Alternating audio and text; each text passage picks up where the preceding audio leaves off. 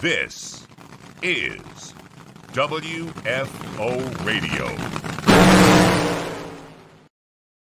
Here we go. WFO. What's up, everybody? Welcome back. WFO Radio podcast back on the air. If you're watching on YouTube, WFO Radio TV, subscribe, click the bell, all other social media, share, retweet, repeat, get it done. The NHRA Countdown has begun. I'm Joe Castello. You can follow me, WFO Joe, on various social media as well, Twitter and Instagram. Fresh back from Maple Grove, Reading, Pennsylvania, and the Mopar Express Lane NHRA Nationals. Wow.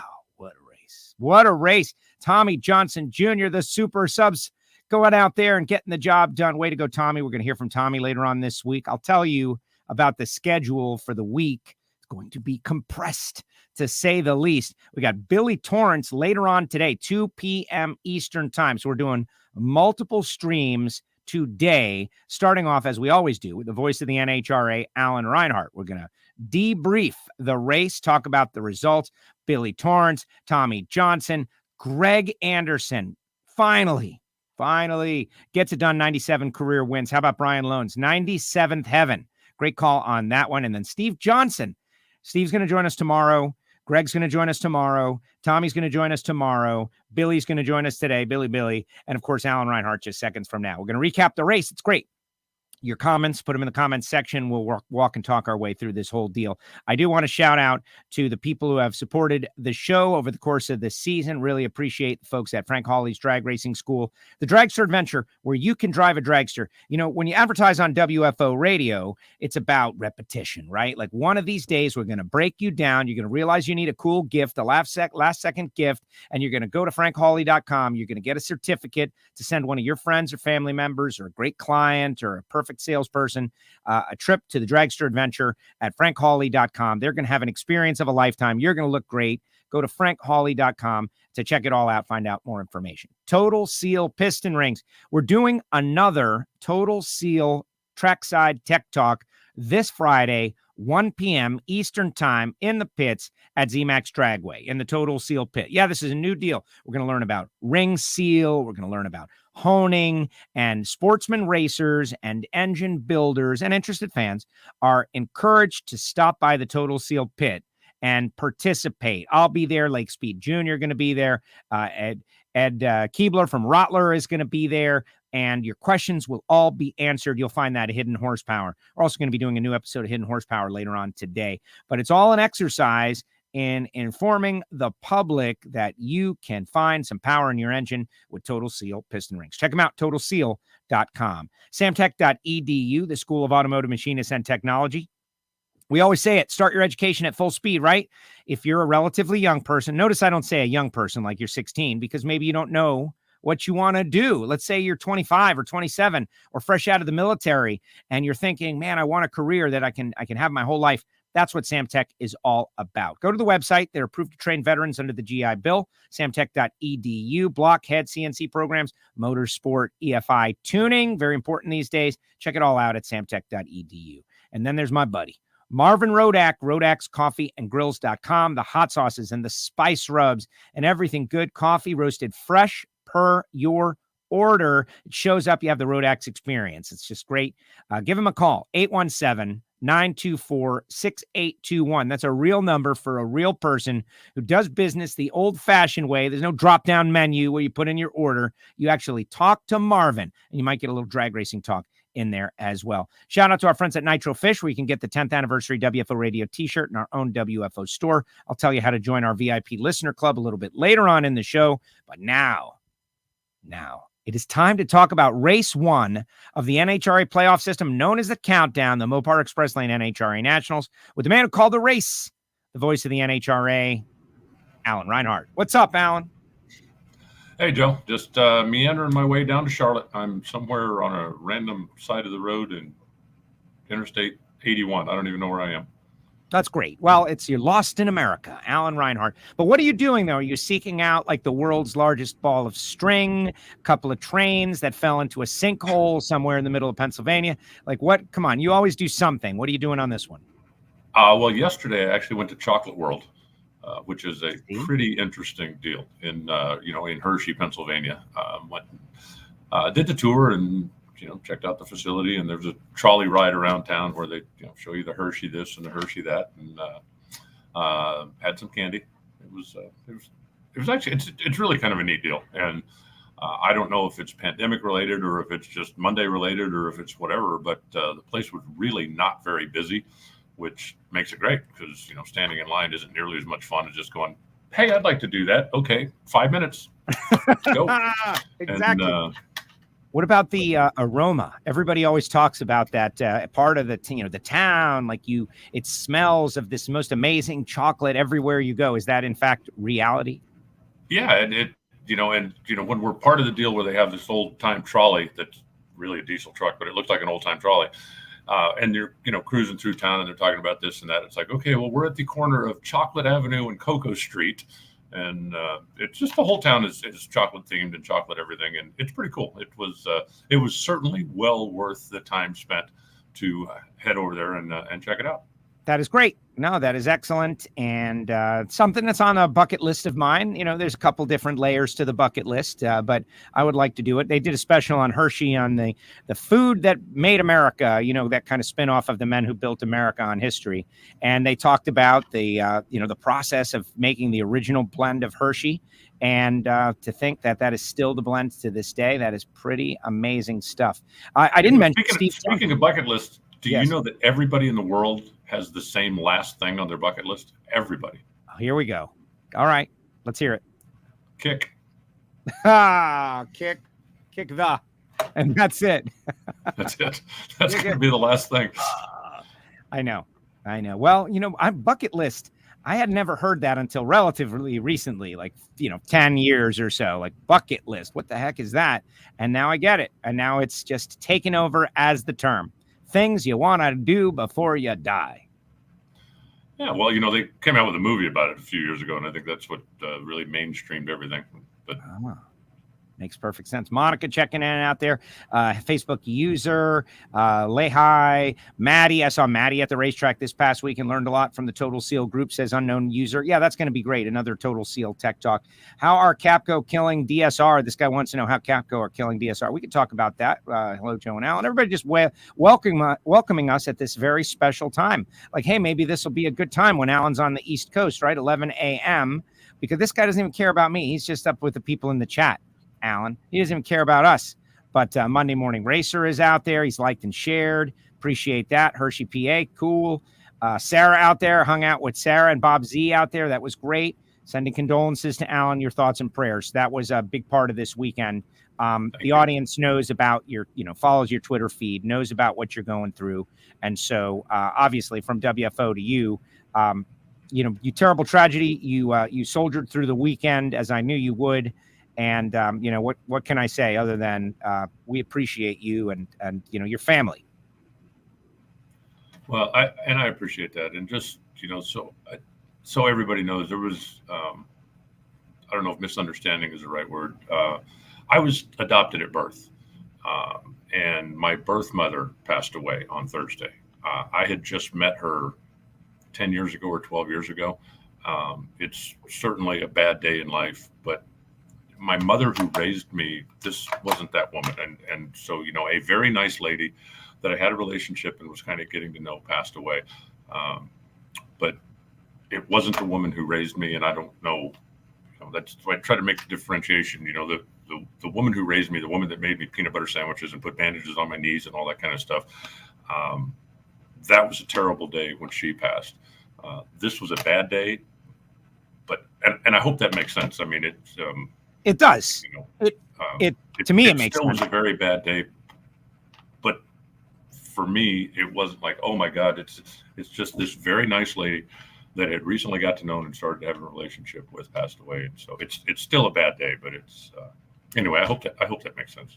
It makes sense to me. I understand where you're coming from, but nonetheless, still. It's a little more complex situation, but I get where you're coming from regardless. But the good news is you were surrounded by your drag racing family, and we had a great drag race support system out there. Yep. It really is, right? Like, and you've been telling me this for years and years, and the longer I'm out there, the more I understand it. Like, this is there's the family you're given and the family you choose. And this is pretty amazing, just the way everybody is so supportive and rallies around. And the September 11th tribute, what a nightmare that was 20 years ago. And starting off with, CompuLink system, welcoming everyone, thanks to Bob Brockmeyer and Dave Moan, putting it up on the board. And like you see there, and the thoughts we all had. And then you did a great job with the tribute. And Sammy hit the ball out of the park with the national anthem. You could hear the emotion, like genuine emotion in his rendition there. I don't know. It just made me feel, up until that point, I'd been kind of dwelling on it. And as crazy as it seems, I was able to move into the race after what you guys did. Well, and that was the whole idea. I mean, obviously you're not going to ignore something like that, especially since the timing of the event. We were on our way to Reading when 9/11 occurred. I was ready to fly out on 9/12 when the race got canceled and pushed back. And then when we came back, which was the first weekend of October, the weekend we were at Reading was the weekend that the retaliation began. And we made that announcement Sunday at the racetrack that, as I speak, I said, as I speak, American planes are in the air. And so to go back and have the race fall on 9/11, certainly needed to be addressed. But I also think it didn't need to be the theme of the weekend. We're here, we're back. We certainly haven't forgot. We're dealing with some big issues in the country right now. Let's acknowledge that. And now let's go racing. One of the things that I said back then, and I said again this weekend, sports has always had the role of being a distraction. Whether you're throwing a ball or kicking a ball or hitting a ball or racing a car or whatever, sports is a distraction. And it allows people to take whatever's going on in their daily life, whatever stress, whatever issues, and put them aside for a couple hours and watch athletes perform or watch the spectacle of sport or watch just the competition of sport. And put aside, like I said, your daily problems, your daily stresses, and just be distracted for a while. So we acknowledged, the events from 20 years ago and also the events that, the country's dealing with right now. And then we said, okay, everybody, let's put that aside. Let's do what we came here for. Let's enjoy the spectacle. Let's enjoy the competition that is NHRA Championship drag racing. And the crowd seemed to respond very positively to that. And I kind of felt the same way. It felt like, this is something that we can't just ignore it. We must acknowledge, and then let's move on. And that's exactly what we did. That's exactly what we did. And it was just interesting, the conversation throughout the weekend. It's a never forget kind of thing. And there are several and many, and we will carry it with us. And, we will get stronger because of it. And I like to think we are. But let's talk racing.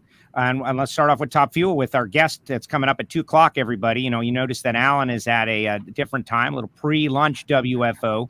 Billy could only do it at 2, and so we made this work. Thank you for doing that, Alan. Alan's on the East Coast, as you know. Let's start off with a little Billy.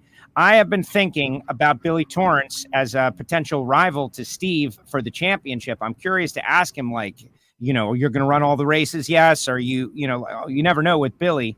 But Brittany Force had the car to beat. Brittany and Billy in the semis.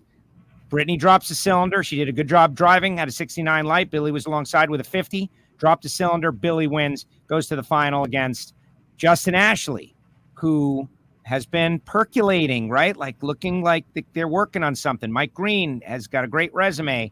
They get through Steve in a pedal fest in the semifinal. Justin Ashley puts a 30 on Billy, but then can't get there, and Billy drives around.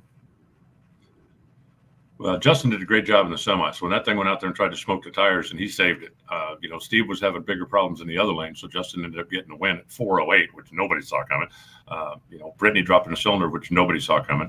I thought it was interesting. I didn't hear it, but I heard somebody said that, Billy legitimately, after he won, said, man, I sure hope I don't have to race Steve in the final, because I think he, like everybody else, is going, that guy's just a buzzsaw. He'll run over me just like he runs over everybody else. But it ended up being Billy and Justin, and that also makes the points very interesting. With Steve and Brittany both going out in the same round, Brittany gained a bunch of qualifying points, so she closed the gap a little bit. But then Steve and Justin all of a sudden moved from 7 and 8 way up to where they are in the mix again, and looks like it's going to be fun. So it was just great competition. When we had 4 cars or 5 cars qualified in the 460s, Brittany daylighted the field by 300s, but then we had 4 cars, I believe, that were all qualified at 3.69 something, and the competition was like that. 2 good lanes, good weather, good racing. That's all we need. Yes, 2 good lanes, good weather, and great racing. Simple as that. And just throughout, some really interesting matchups and runs. Yes, we did have short fields, but honestly, I'm kind of over that storyline. Like, oh, short fields, you go on the social media, right? Short fields. Wasn't thinking about it at all. When we get down to the second round or to the final 4, everyone's a hitter.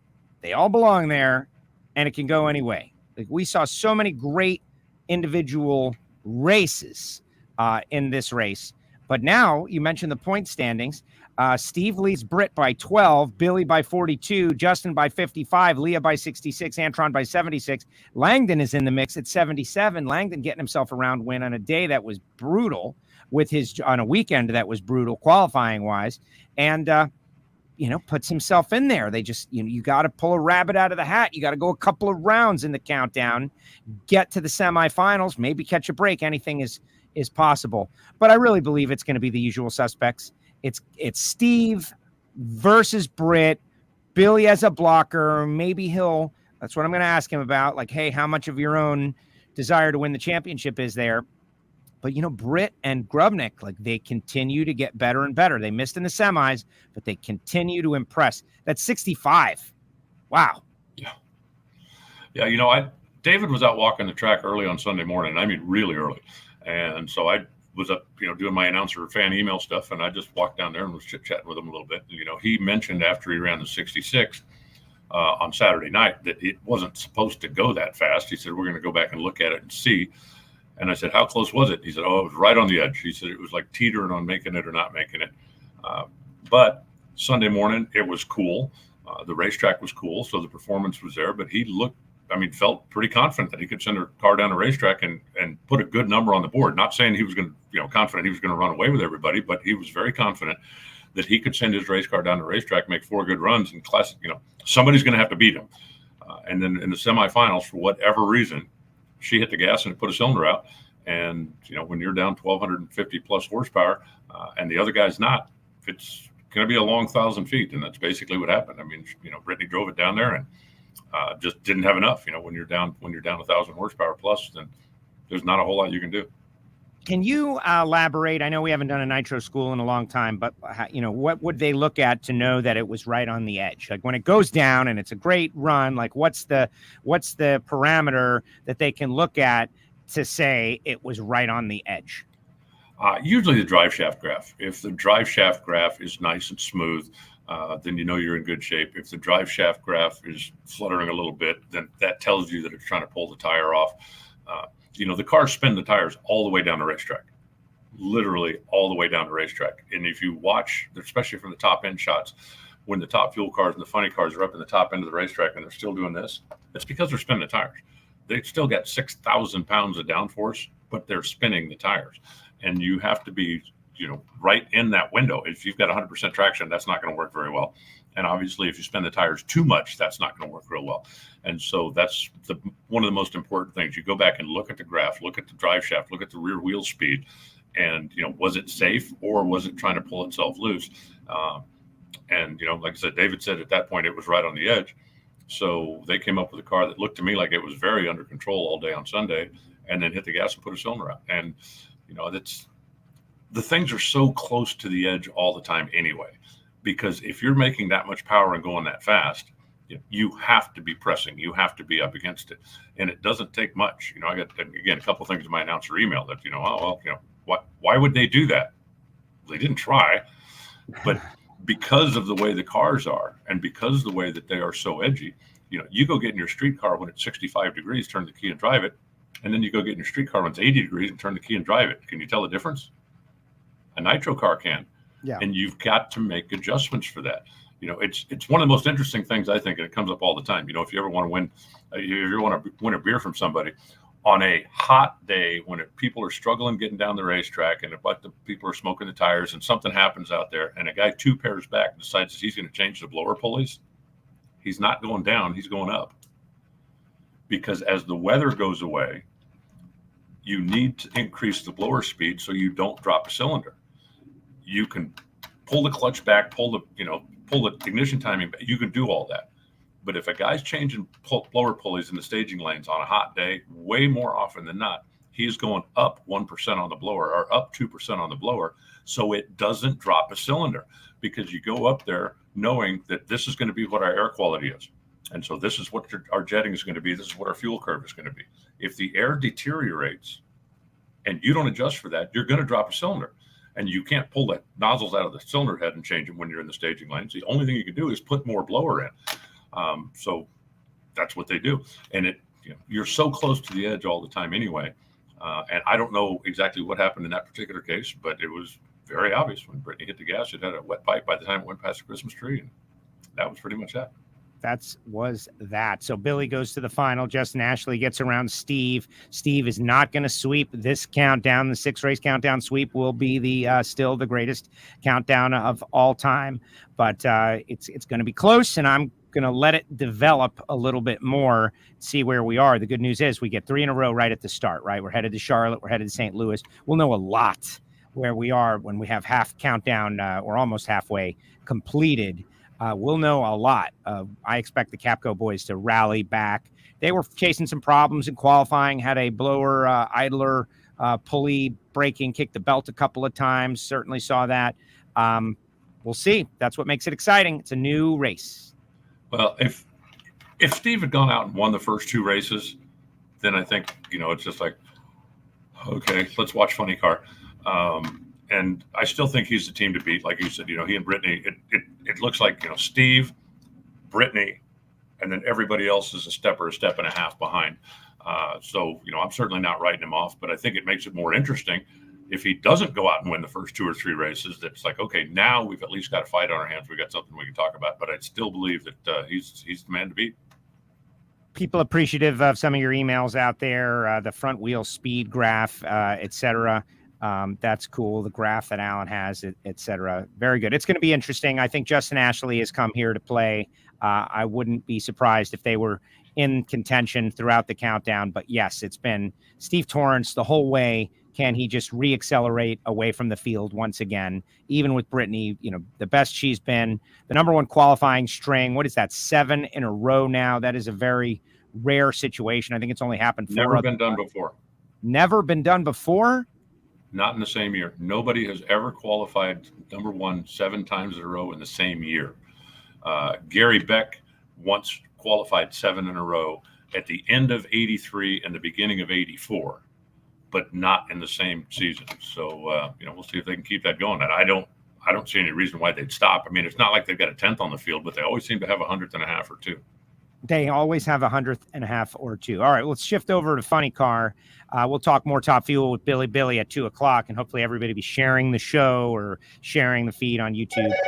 Cruz Pedregon, look at this guy's getting a phone call in his hotel room. I told him I was going to hang on 1 second. Let's answer it. Mr. Reinhardt's office. No, I'm gonna put Alan down there right until I get the signal. Like, we're gonna invade on his conversation. Shout out to everybody out there. Really appreciate all you folks in WFO Radio. We'd love for you to subscribe to the podcast, Apple Podcasts, Spotify, SoundCloud. Not everybody can watch the show on YouTube or Twitter. Everybody that's out there retweeting on Twitter, thank you so much. It's been amazing to watch you guys all share the show. If you're a fan of NHRA drag racing, now is the time. Right now is the time where we want to bring in new listeners. What was that about? They're coming to kick you out of the room. Checkout's 11. Okay. I called the front desk and I said, I have a conference call I have to at 11 o'clock. Oh, that'll be fine, sir. No problem. Now they're calling and want to know if I'm going to leave. I said, I called and asked. She said, who'd you talk to? I said, whoever answers the phone at the front desk. What do you want from me? It's Holiday Inn. I'm sorry. Next time I'll document it. Listen, if they come in and they drag you out while we're on the air, it would probably be really good for WFO. So just scream and yell a lot, and then we'll clean it up after the fact. Let's talk Funny Car, where Cruz Pedregon, number 1 qualifier, gets a bye run for the first time since like 1993. They're running. Only the second one he's ever had. That's incredible. they are ready to go out there and win a championship. Cruz gets into JR second round. And I got to tell you, Alan, I was eyeballing that one from the start because Cruz was very, on Brian's NHRA Insider podcast, which I like to promote all the podcasts out there because the way I look at it, the more podcast listeners, the better for everybody. Cruz and Brian had a great candid conversation. And I know that the community was a buzz about it, right? Like Cruz kind of like mixing it up out there. Well, now JR and Cruz have to run each other's second round, and Cruz is trying to roll it in deep, it would appear, and JR got the jump and beat him. And that led to a top end, let's call it just a disagreement, right? A disagreement, the kind of thing that everybody has been saying that our sport needs. Here it is again. I don't know what the feeling is about it, but I was right there. And, two adult competitors disagreeing about something that happened during the competition. That's part of sport. That's good. I said it 100 times, right? Everybody says, well, they get out and well, that's a great team and they hug and well, these guys didn't. And, some people now are abuzz about that, but you know what? Good. I don't care if they don't like each other. I don't care if they want to argue about it when they get in or when they get out. I don't care if they want to have staging battles. Let's see it. Bring it. And it's all part of it. Cruz and I had a couple of discussions when I basically, I don't know if called him out is the right word, but that's kind of what he thought about deep staging. When he would beat somebody on a hole shot or have a superior reaction time, and I would explain, well, the reason for that is because he did this. And he took a little exception to that. And he told me, he said, so what? There's nothing in the rule says I can't do that. There's no, I've got 7 inches up there on the starting line. I can do whatever I want with that 7 inches, and everybody else can too. If their crew chief or their owner won't let them, that's not my problem. Tell them to go get their own team, and then they can do whatever the heck they want. But that's my space that I can do whatever I want with. I'm not doing anything wrong. I'm not breaking the rules. And if the other drivers don't like it, good. I'll get inside their heads. And, it's part of his race strategy. Force has been doing it for 100 years and continues to do it. Sometimes it's a very good thing. Sometimes it works. Sometimes I think it comes back and bites you in the tail a little bit.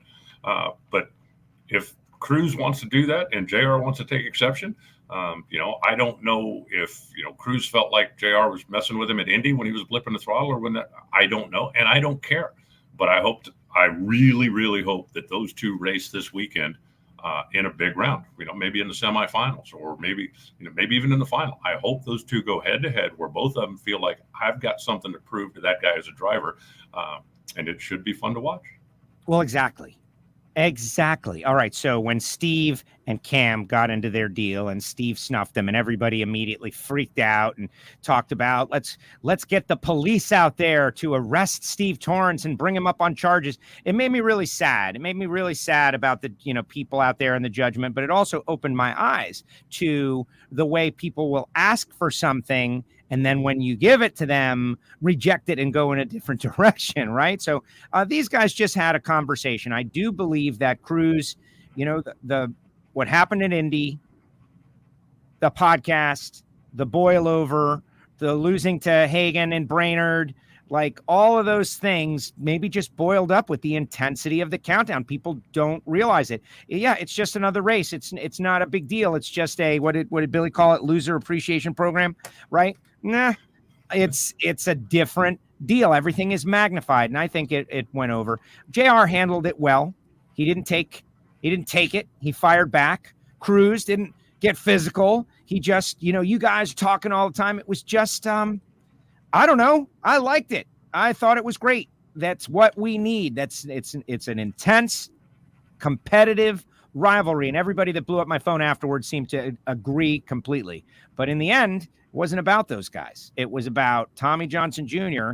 and John Force. And Tommy, the super sub Cinderella story, he'll be joining us tomorrow on WFO Radio. What a great story, Alan. Let's just talk about him. When Force won national events over the 5 decades, Tommy has won over 5 decades, right? His win was in Supergas in the 80s, but Tommy Johnson, an underappreciated driver who gets it done, drove for Snake, drove for Bernstein. Since he's a paid driver, he is a hired gun, a professional funny car driver, the way the sport is, where you got to bring money and you got to do this and you got to do that.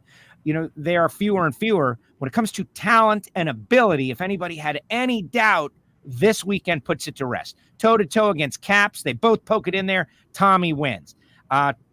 What can you say about Tommy Johnson Jr.? This, I think, cements his legacy as one of the greats. Well, I don't know that it needed cementing, but it certainly reinforces a little bit, what Tommy's done over the years. And one of the other things that I don't know that, he hasn't won as many races as Ron Capps or as Hagan or as Force, but Tommy also is really good on equipment. He's got such a good feel for the car, coming from the days when he drove for his family's team, when they didn't have a lot of sponsorship, and then they did have some sponsorship, but he's always been a guy that takes good care of the equipment, and he understands this race isn't winnable. Let's not tear up a car when we're going to lose anyway. Or this is a situation, it's not worth blowing up a motor. It's not worth. And so that's another thing that I think Tommy brings to the table as a driver, is that he takes very good care of the equipment. But, Dickie Venables had a great combination. How about the semifinals where all four cars ran 3.90 something? And then John ends up in the final against Tommy, and Tommy makes it happen. Yeah, well, exactly. The semis was someone had said, and it's all a blur for me right now, but maybe that was one of the most entertaining semifinals we've ever had. 3.90, Tommy over JR and John over Robert and John Force. There are people who are tired of hearing the name John Force, and I get it, right? It's been 40 years, but then, beat him. No, beat him. Someone beat him. He stages up against his own car. Robert Hike goes out there, launches, goes down the racetrack. Who got there first? John Force got there first. And even in the final, John made it a great race. 3,000 staging with the headers, sure, but that's the game. That's the game. It's not shallow stage everybody and see who's the quickest. It's get to the finish line first, however you can. And I just felt like when Tommy came around the corner, he beats John. John gave him a nice tribute. Matt Hagan's got to be super stoked. I want your opinion on that. But this was kind of like in spite of the countdown, in spite of everything else that happened, it was a bit of just a magical one-off moment in drag racing. The time that Tommy Johnson won a race as a substitute and beat all of the best. Two things that I think were really interesting. One, when John raced Robert, John rolled it in. There's absolutely no question. You can see it on the video. You can see it on the time slip with a 60-foot clock. That car ran certainly an 88, maybe a high 87, even though 90 comes up on the scoreboard because of the way he staged it. What difference does that make? Lane choice. Would that have been a difference in the outcome of the race? I have no idea. But if John stages shallow, goes up there and runs 87 or 88, would that change Dickie's thought process going into the final? And I don't know. It's one of those, just, you can ponder it until the end of time, but this is what happened, and this is the way it's going to go down in history. The other thing that I thought was really interesting, the last time anybody can remember a substitute driver coming in, especially in the funny car class and winning a race, was when Whit Bazemore crashed his motorcycle. Dale Poldy drove, and Dale won the race, and Dickie Venables was on that crew. Yes. How crazy is that? 5 years ago. Amazing. And, obviously what the big difference there was that Whit had never won a race to that point as a driver. And so Dale Poldy come in as a sub driver and ended up winning. And if you don't think that gave Whit Bazemore some pretty good incentive to get this leg healed and get back in my car, because he was back in a hurry. And I hope this does the same thing for Matt. I sent Matt a text the other day to, hey, look, don't want anything. Just hope you're feeling better. And he said, I'm battling through it. And so hopefully we'll see him back soon. Yes, I communicated with Matt as well. He says he's improving. But this isn't a broken leg. This is something different. And regarding the protocols, let's talk a little bit about that. Tommy's win, amazing. The whole race, it was just so great. Top to bottom, we had that extra, shouting match and all. But when you look at the point standings and you think about the championship, Force leads by 5 over Hagan, 15 over Caps. So they're all inside of a round. JR 39 back in 4th. Robert 51 back. That was a very important round to John Force right there. That was a very important round. Tasca 66 back. Cruz 89 back. Then Alexis, Wilk, and Blake. Let's talk Wilk for a second. Wow. it's Wilk said Welcome that. back to reality. Well, yeah, but missed opportunity, fast car towards the back of the points, needed it. And he said his foot went 3-4 times and he held it back. And as he's holding it back, the light came on and he said he was frozen. He goes, I was frozen up there. And that's drag racing. That's drag racing in this countdown situation. Well, to be fair, John also stepped up big. John outran him. It's not like he lost because, he was late and lost on a hole shot. John outran him. And when we spoke to Danny Hood on the starting line about, hey, how could you suck so bad in qualifying and then jump up in round one and do something like this? And he was pretty candid. He said, we weren't very far off. He said, even all our qualifying runs, he said, it's not like we were completely lost. He says, we're just missing just by a tickle. And they got up there in round one and made the right tickle. And the car did what it should have done in qualifying. So, it definitely was, put a surprise on Tim, who had a great car in qualifying, 3 solid runs and looked like, he was the favorite again. But when you go up against John Force, do you ever consider yourself the favorite, even if he did qualify way down in the bottom of the field? So, that's the way it is. You're the hero one week and, you're eating lunch and packing up early the next week. Yes, this guy wants to know if Wilk repaired his hot rod or bought a new body. No, they repaired the one. They got 2 bodies now, but one is a repair job from a few weeks ago. And I just want to mention before we move on, Tommy Johnson, in the interview, a couple of really cool emotional things happened. Obviously mentioning his dad who passed away earlier this year. Tommy Sr. was a friend of everyone that I know and did so many great things, had fought cancer and beaten cancer and wrote a book about it. And the book, helped a lot of other people, number one. And so it was great to see Tommy get the opportunity to win one for his dad. So if this never goes anywhere else, right? And drag racing, drivers who get paid, if Tommy doesn't get the opportunity again in the future, he still got to do that, right? And another thing, I don't know if you got to see this or about this, because it kind of happened after the TV show went over, but down at the finish line at the top end, the Snap-on guys, like several of them came down to see if Tommy won. And I was like, hey, what are you guys doing down here? And they're like, Tommy Johnson is down here. And if he wins, we want to be there for him. Like, we love that guy and we respect that guy. And when Tommy won, like right after TV went off, they mobbed him. And the bond that was created between that team, who is now crewing for Cruz Pedregon, because the Make-A-Wish car went away, they still have a very strong connection to Tommy Johnson Jr. And it was like one of those family type situations we were talking at the start of the show. Like, maybe people didn't see it, maybe people don't know about it, but those guys made a point to be down there for Tommy when he won the race. And it was a pretty special deal. Well, you remember they finished second in the points last year to Matt Hagan. And those guys were together for a long time. They won a lot of races together, and they still have that bond. And I think that was cool. I actually asked Tommy about it when I had him on the stage when we were doing the interview for the fans up on the starting line. I said, I was really looking forward to you against your old crew if you guys both got that far. And he said, oh, don't think I wasn't thinking about that. And he said that would have been an interesting moment, but both of them would have been in the position where, my job now is to beat you. It used to be our job to beat them, but now it's my job to beat you. And he said, if they had won and they had gone on to win the race, I would have been thrilled for them. And he said it was really touching for him when he got out of the car and realized those guys were all at the top end of the racetrack because they were rooting for him as well. So, those bonds don't go away just because, sponsorship can't be procured. And, it's also a pretty small world out here in NHRA. And so who knows, 2 years, 5 years down the road, who knows?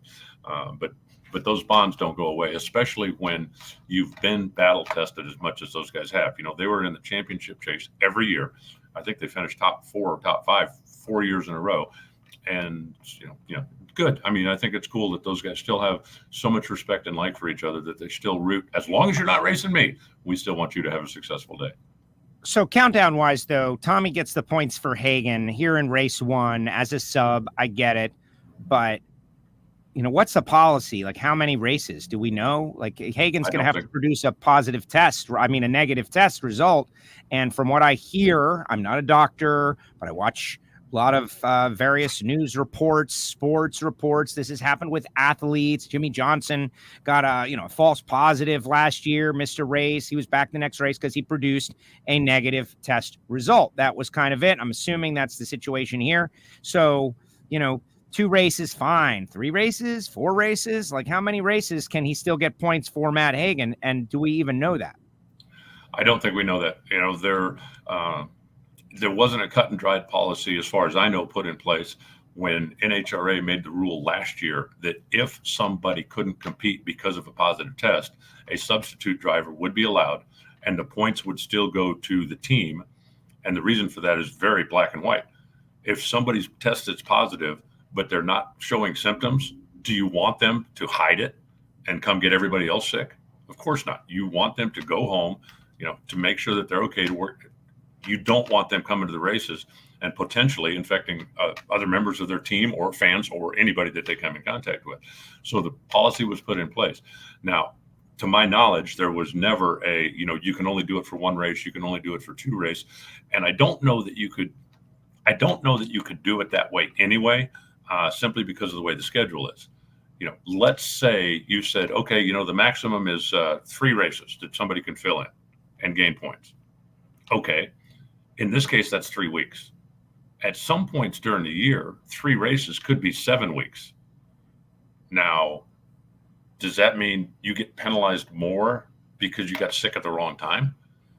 And so I don't know, how you would make that cut and dry policy. But having a discussion with somebody online actually earlier today that said, there's no way, points have always gone with the driver. They said, this would be like a boxing match when in the 3rd round they put in somebody else to fight the 4th and 5th round, and then the guy came back in. I said, no, it's not. Boxing is one-on-one. Drag racing is a team sport. Right. And I really compared this to the Philadelphia Eagles a few years ago when Carson Wentz played all regular season, got him into the playoffs, and then got hurt. Nick Foles comes in as a substitute quarterback. They won the Super Bowl. Would you tell Philadelphia, because your quarterback didn't play those last 3 games, you don't win the Super Bowl? Of course not. Right. It's a team sport. And even if one of the big leaders of your team goes down, if you have somebody that can come, you don't penalize the whole team. Now, having said that, the rule, yes, has always been points go to the driver. If somebody breaks their leg and can't get in the car, sorry. But this is a case of an infectious disease that nobody wants to spread. And you don't want to give somebody incentive to hide that because they need to come drive the race car. So I don't know if they're going to say, okay, 2 races, 3 races. I don't know. At this point, I really hope that Matt gets better, that Matt gets his negative test and gets back in the car. Will it happen this week? I have no idea, but I'm sure it'll happen before we get to the end of the season. And in the meantime, I don't think it taints the championship one little bit because of the circumstances. How many things did we do in 2020 that we've never done before because the world has changed and you've got to change along with it? I accept all of that. And I think that, maybe Matt Hagan isn't the champion then. Maybe it's the Mopar Express Lane team from Don Schumacher Racing. Maybe we need to stop thinking of team championship in terms of the driver because of this. Maybe it will change something in the sport.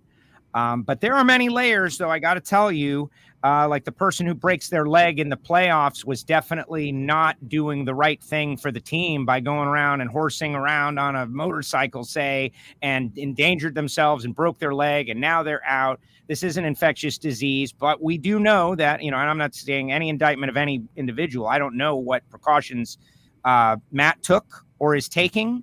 That's a personal thing, but we know that there are different levels of precautions that different people are taking. Some are not taking any. We know that. Some are taking extreme precautions. And I think that factors in as well. I don't know. I'm glad I don't have to make the decision. I'm going to watch it play out. But I do want to mention this, though.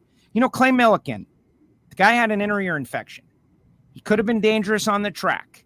He made the very gut-wrenching and difficult decision to pull himself out of the car and not lie about the situation, and he didn't get the points. He lost the points. And I know today.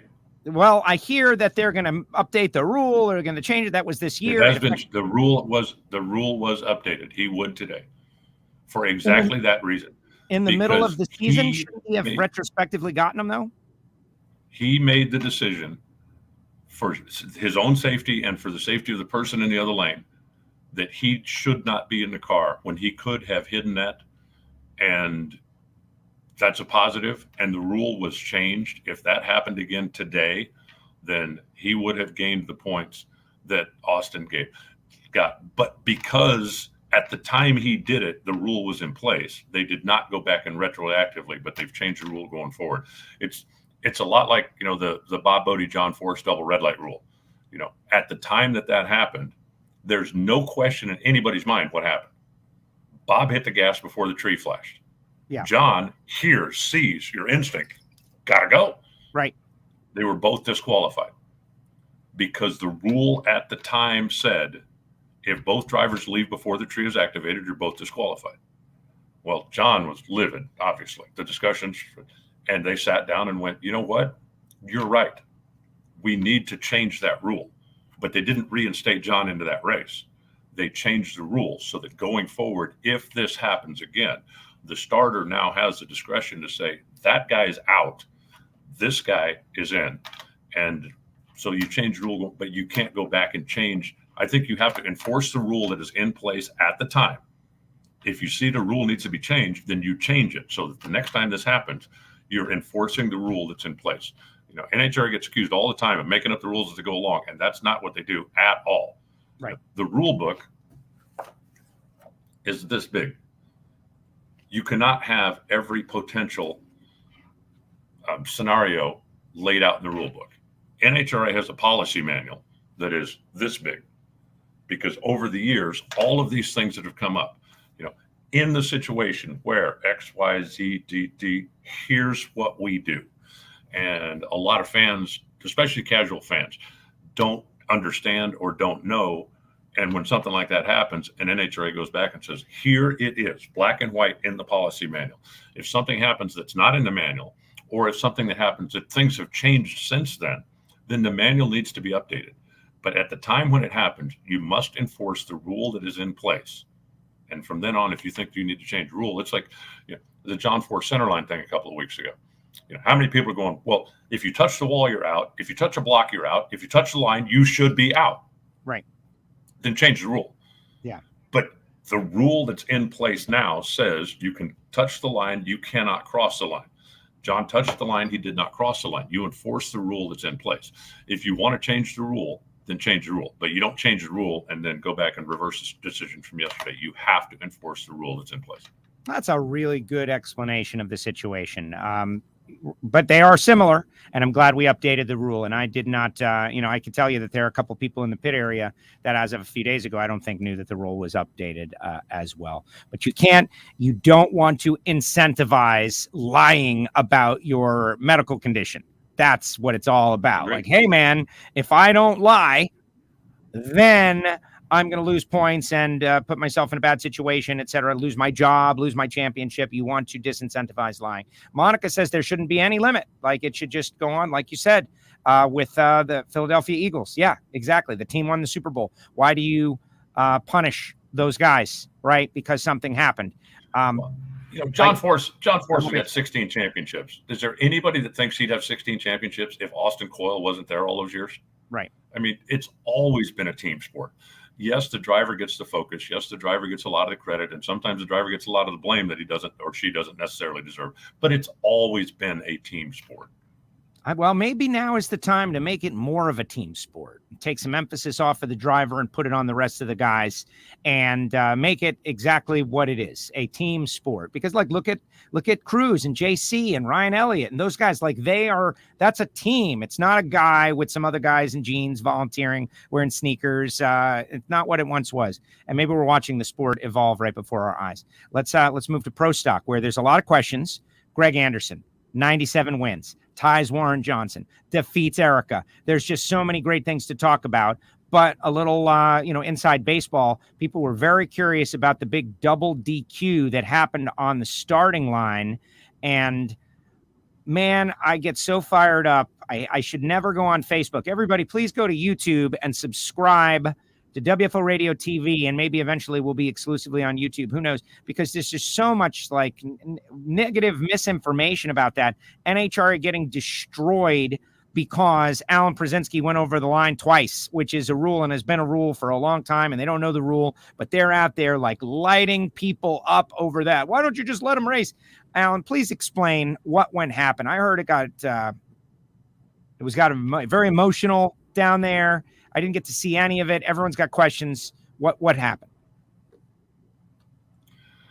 Well, the rule is in place, and it's not just pro stock. The rule is in place that any category that's allowed to cross the starting line under a burnout situation, you're only allowed to cross the starting line once.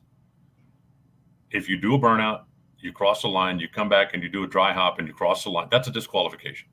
If you cross the starting line twice, no matter the circumstance, it's a disqualification. Alan Przinsky came up the first time, tires kind of dried out, the thing bit when he tried to do the burnout, it lurched, it went over the starting line. They pushed it back into the water because they really hadn't done a proper burnout. I said at that point, he cannot cross the line again. If he wants to go back and do a burnout, fine, but you cannot cross the line twice. Brad Hardy was emphatic, standing in front of the car, pointing right here, right. You can't, right here is what you have to do. He did a burnout and he crossed the starting line. Now, he didn't go 100 feet out, but it doesn't matter. He crossed the starting line. You know, you don't have to be 10 yards out of bounds. If you cross the out of bounds line, you're out of bounds. Now, while that was going on, John Gadosh over in the other lane rolled up, and I'm not sure if they like missed a signal, didn't see whatever, but he did a normal burnout, backed up, did a normal thing, and then pulled forward, and he was a whole car length past the starting line. They're both out. It's as simple as that. They are both out. If you cross the starting line twice, it's a disqualification. And we spoke to Alan Przinsky down on the starting line. He's like, oh, you know, they could give us a break. We're a little team. We're just trying to, he said, you know, this is ridiculous. It's a rule. It doesn't matter if it's your team or if it's Greg Anderson's team. As a matter of fact, the last person I remember being tossed for this in pro stock was Jason Line, because he did exactly the same thing. Muffed the burnout, rolled across the center line, pushed it back into water, did a burnout. Shut it off. You're done. You're not making the run. And so it's a rule. And, you know, he's like, well, you know, I tried to stop and I didn't. Okay. You know, every NFL player in the history of the world tried not to go out of bounds. You crossed the line. And, you know, I'm grateful it happened in qualifying. And both cars did qualify. They were both there to race. So that's a good thing. And I think that, you know, a situation like that just reinforces to everybody that the rule is in place. And if you break the rule, you don't get the run. It's that simple. Yeah, Michael Heiner's out there, right? Like, well, hey, man, we're a small team, you know, it's 632 cubic inches under the hood. Why not? Let us run, right? It's okay. That was just tough stuff, and a lot of people were confused about it. It happened in qualifying, and then out there in the comments in the social media world, well, the whole car didn't go across the line. It's just a miracle how people can, you know, more.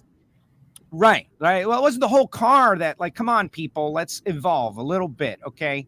This is I was only read by 3 thou. Come on, only 3 thou. Let me go first.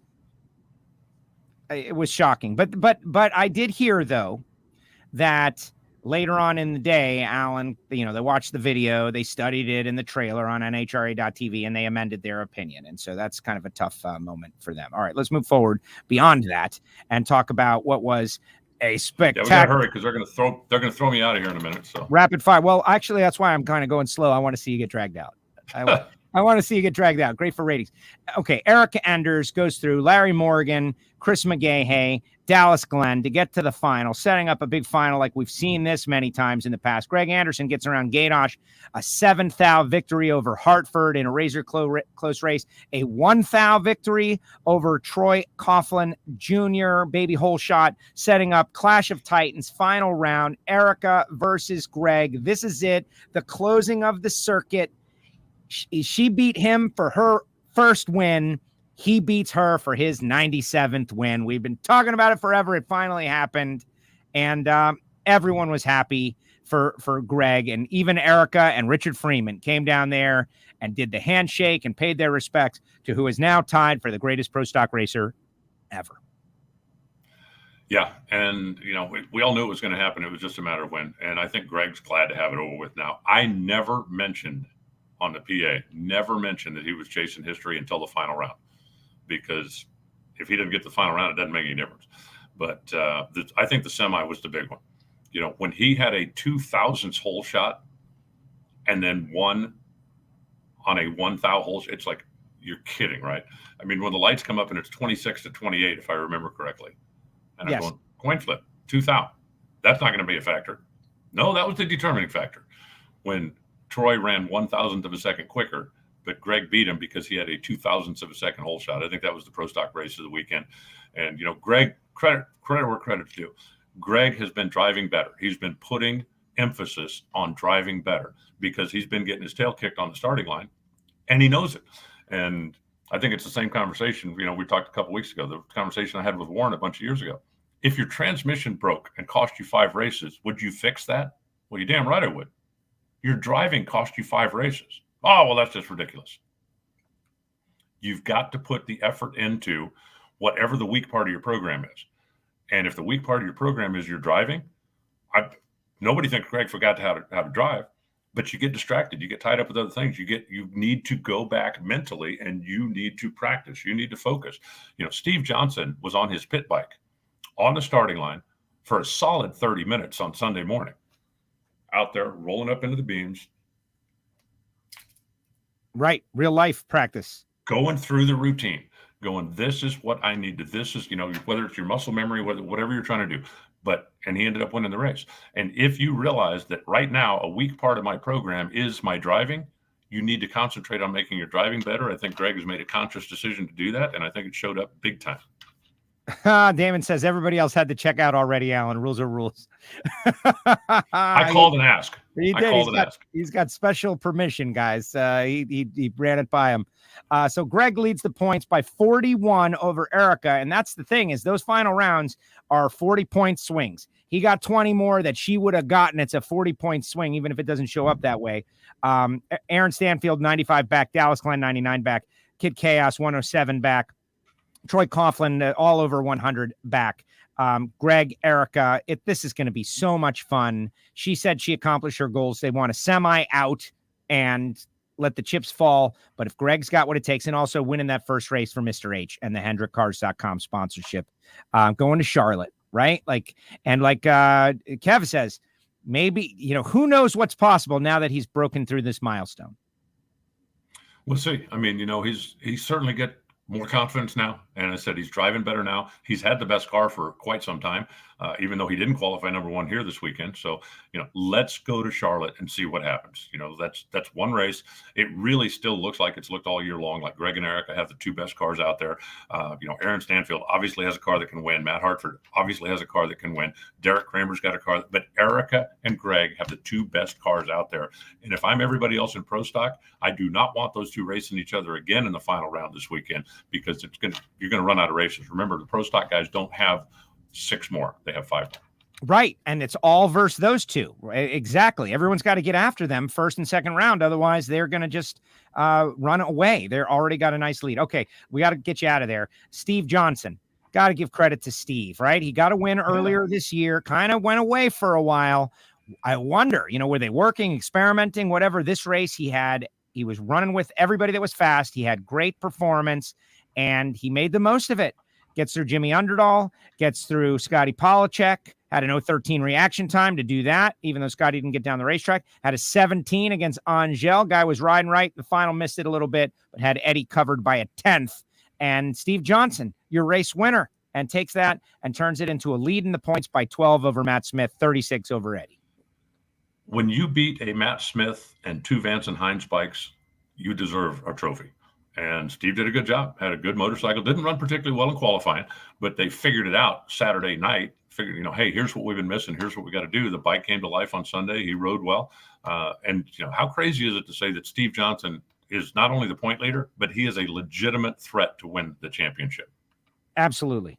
Absolutely. We'll talk more about it as the week develops. We'll be in Charlotte later on this week. Alan, we're going to let you go because we know you're going to get dragged out of there. We can talk about the other race winners. I'll cover all of that. Taylor Iacono, like it was Italian day at Maple Grove is really what it was. It was Italian day. Like, look at the names of the winners, Alan. My goodness. Martino, Iacono, Sant'Angelo, Aragona, Fazio, and some others. But my goodness, it was Sons of Italy Day at the Grove. Great job. I appreciate you. I'll see you in a few days. Thanks. If when you're doing the interviews later on in the week, if you got an extra 30 minutes somewhere, let me know. I'll come back in. Maybe we can do the Sportsman wrap up. All right. Thank you, Alan. Take care. They want you dragged out. I don't know why. They want you dragged out. There he goes, Alan Reinhart. You guys are terrible, man. You want Alan dragged out. It would definitely be interesting to see. Jeff saying something. The point wasn't that it shouldn't be a DQ, but more why make teams shut down and pull off instead of let them know after the round it doesn't count, such as redlining or crossing the line anywhere on the racetrack. Well, that's a one way of thinking of it. And the answer is once you're DQ'd, you're DQ'd. You don't get to continue the process. You've done something to disqualify yourself. Like if you cross the center line or hit the wall, you're already going down the racetrack.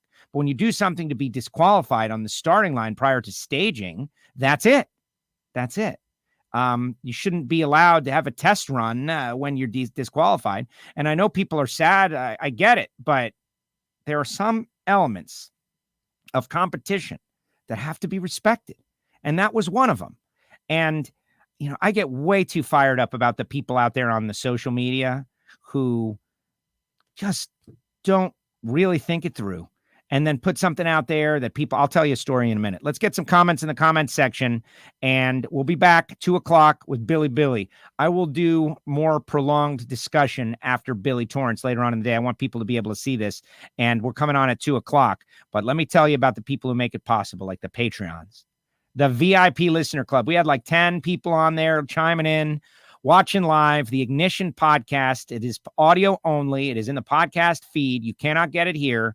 You have to listen to the podcast. You have to subscribe to the podcast, talking about Charlotte and Giovanni Miami and his fam coming to Charlotte for the playoff race, talking a little bit about Formula One, Daniel Ricciardo getting his first win, McLaren 1-2, but really Lewis Hamilton and Max Verstappen. Max, what were you doing, Max? What were you doing? That was terrible. Max Verstappen had total red mist moment.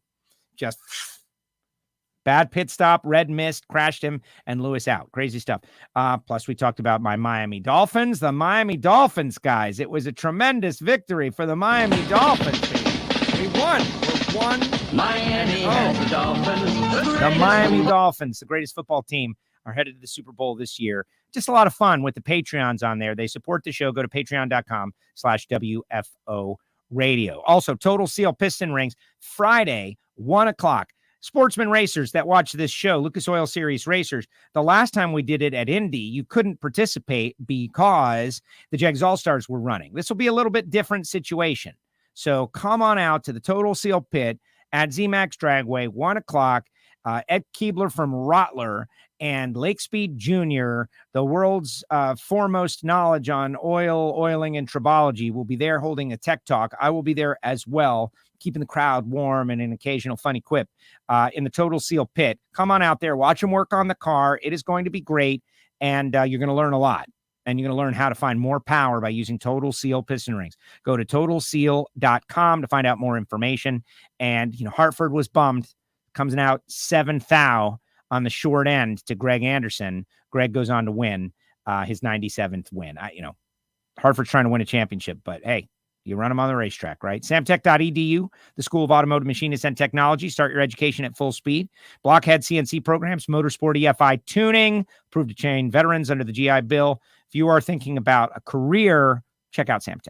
Marvin Rodak, RodaxCoffeeandGrills.com. Hot sauces and spice rubs and coffee roasted fresh per your order. As in, hey, Marvin, I like extremely highly caffeinated coffee like Joe Castello does, and that's why he's drinking out of his Nitro Barrel coffee mug, right? He's always a little, because he's extremely caffeinated and naturally like that a little bit. 817-924-6821, like high strung. Give Marvin a call. So many great things, tools, tips, information. He'll be down there at the Texas Motorplex, Stampede Speed. Call Marvin. Get some coffee. Try it out.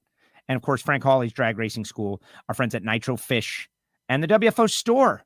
And if you want some free stickers, like if you don't want a face covering, which you should be wearing, and it's mandatory now in a lot of places indoors again, mandatory again, get a WFO mask, $10. I'll throw some stickers in. WFO Radio Store on WFOradio.com. But right below it, you can find the free sticker link. Send me a self-addressed stamped envelope. Take care of all the busy work so I can just throw the stickers in there and send it out, and I'll send you some stickers for free.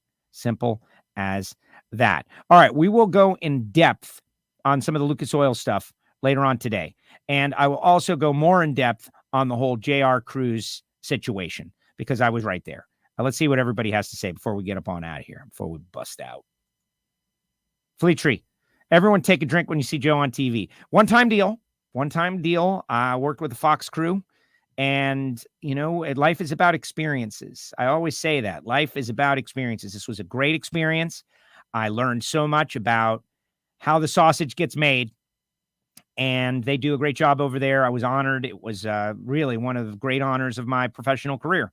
I've done a lot of great things. And, when I write down the list of amazing things that I have done, like, to stand on stage with Gene Simmons of Kiss and throw out swag to a crowd of people. And they're like, oh my gosh, Gene Simmons of Kiss, you're so amazing. And guy next to him who is standing next to Gene Simmons, you're equally as great. Like, I felt like Paul Stanley, right? Like, who gets to do that? Like, there's a bunch of things that I've got. And this is one of them now. This is one of them. It was an honor. Amazing stuff. Fabrizi, I need a sticker delivered to the pit. You will get 2, sir. You will get 2 and maybe even more. And Tim, I don't get to talk to him at the track at all. Tim, I really appreciate you listening to this show and great job with your team this weekend. Like for Force to be in the mix. Heck with these people who are over John Force. I don't get you guys. John Force is our greatest icon. And he's out there genuinely competing at the highest level with shots to win the race, and he brought it to Tommy Johnson, and Tommy Johnson was just better. And who's leading those points? Guess who? Good luck to you guys. Sarah out there, hung out with Sarah. You did a great job. Thank you very much. I'm still, it's hard to watch, honestly. It's hard to watch. I mean, it's not hard to watch me, hopefully. It was hard for me to watch me, and everybody understands why. But I did watch, and I was like, all right. It's just like driving a car, man. Seat time. You need time. You need reps. You need time. You were definitely busy this past weekend. You were like everywhere. Well, there was only one one reporter, and that's the whole deal. There was one person. Yeah, that's the game we play when I'm on NHRA.TV, which I'll be back this week. And big thanks. I want to say thank you to Jason Galvin. This whole thing came together very rapidly. And Jason Galvin made some changes in his schedule to be at the race because he knew it was going to be a great opportunity for me. And that's what the team atmosphere is. And I say it, more often. So where were Fox's people this weekend? Well, Jamie, I don't know. Bruno was racing and Amanda was doing a Ferrari challenge. And it just, it was one of those lucky opportunities. Go Seahawks. Very good. Thanks, Joe and Alan. Go racing. Montana Karting represent. Cowboys covered. Yes, there you go. That's what matters. I want in on the Formula One conversations. Yeah, Michael Heiner, I'll bring you on.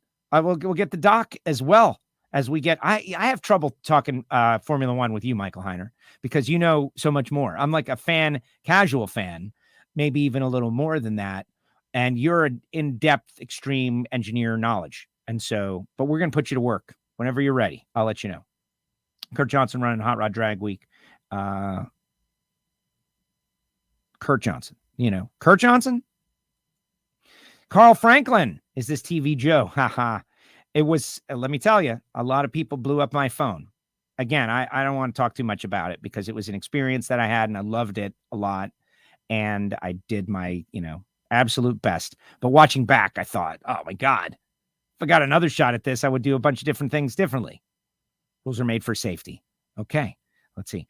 Okay, Mr. Fox guy, when interviewing someone at the top end, you start off with who is coming around the corner. I noticed man is starting to do this lately. It's a little bit annoying, confusing. Thank you, Derek. Thank you for telling me that I'm annoying, confusing you.